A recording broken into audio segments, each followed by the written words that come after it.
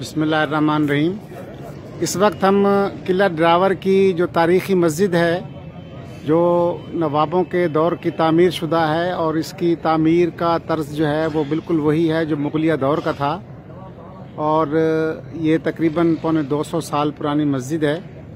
اس وقت ہم اس میں قلعہ ڈراور کی اس مسجد میں آئے ہوئے ہیں۔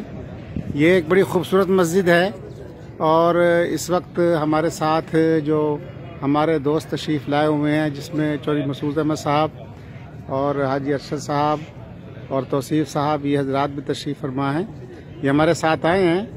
یہاں پر جو انتہائی افسوسناک بات ہے وہ دیکھنے میں یہ آ رہی ہے کہ ایک انتہائی تاریخی مسجد ہے اور بالکل مغلیہ طرز کی بنی ہوئی، لیکن یہ پاکستان کی آثار قدیمہ کا ایک بہت بڑا سرمایہ ہے، لیکن ہمارے محکمہ آثار قدیمہ اور یہ جو ڈیزرٹ چولستان ڈپارٹمنٹ ہے ان لوگوں نے اس کا وہ حشر کیا ہوا ہے جو انتہائی افسوسناک ہے۔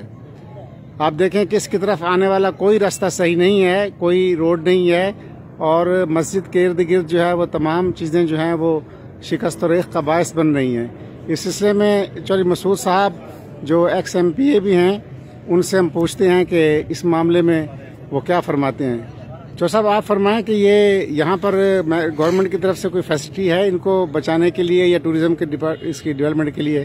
نہیں جی، یہ تو بڑا المیہ ہے کہ یہاں پر اتنی پرانی 1200 اس پہ لکھا ہوا ہے جی، یہ 1265 ہجری کی بنی ہوئی ہے، 200 سال، اور اس کو دیکھیں کہ اس وقت جب یہاں کمیونیکیشن کا نظام ہی نہیں تھا اور اس وقت کے نوابوں کا ویژن دیکھیں، ان کی سوچ دیکھیں، ان کا فکر دیکھیں کہ انہوں نے کس طریقے سے اس اسٹیٹ میں اس جگہ پر اس قسم کا ایک عبادتگاہ ہمارے لیے بنائی گئی، لیکن اس کے حالات جو ہے وہ آپ کے سامنے ہیں۔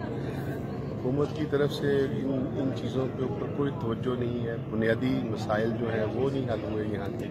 جس طرح آپ فرما رہے تھے یہاں پر کوئی اپروچ روڈ نہیں ہے، نمازیوں کے آنے کے لیے کوئی سہولت نہیں ہے یہاں کہ یہاں پر لوگ آ کر نماز پڑھ سکیں، عبادت کر سکیں۔ حافظ محمد حسین صاحب یہ اس مسجد کے امام ہیں۔ حافظ صاحب کتنے عرصے سے آپ امامت کر رہے ہیں؟ یہاں تقریباً 20 سال بھائی نے کیے، میرے 10 سال مجھے ہو گئے۔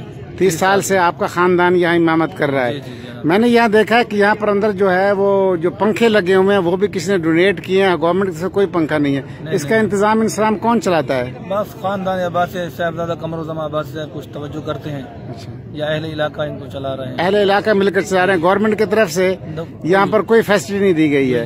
ہم یہ دیکھ رہے ہیں کہ یہاں کا جو فرش ہے یہ بھی ٹوٹ پھوٹ کا شکار ہے اور اس کی کوئی مرمت اور یہ کوئی نہیں کی جا رہی۔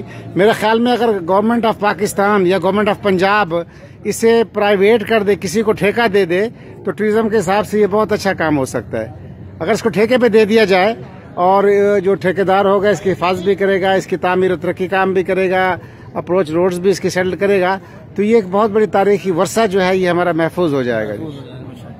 آپ حافظ صاحب کو پیغام دینا چاہتے ہیں؟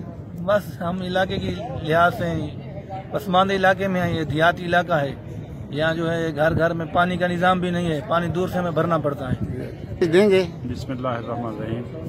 یہ بہت بڑا المیہ ہے کہ اتنا بڑا ورثہ ہمارے پاس یہاں پہ موجود ہے اور اس کی حالت جو ہے اتنی خستہ ہے کہ گورنمنٹ کو فوری چاہیے کہ اس پہ گورنمنٹ پنجاب کو کہ اس پہ توجہ دے اور یہاں پہ اس کو ٹورزم کے لحاظ سے اس کو جو ٹھیک کرے اور ان غریب لوگوں کا بھی اس کے روزگار جو ہے وہ بڑھے۔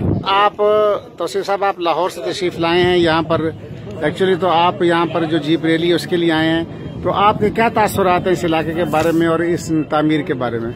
یہ جو فن تعمیر ہے یہ اس علاقے کے جو جتنے بھی اولڈ پیپلز ہیں ان کی عظیم جو سوچ ہے اس کی عکاسی کرتی ہے۔ اس میں محکمہ اوقاف کو چاہیے اس میں پازیٹیو رول پلے کرے، اس میں یہاں پہ ریلیجیس ایجوکیشن کا سیٹ اپ ہو سکتا ہے، اسلامک یونیورسٹی بن سکتی ہے۔ ان چیزوں کو پروموٹ ہمیں کرنے کی ضرورت ہے، انٹرنیشنل لیول پہ بھی، نیشنل لیول پہ بھی۔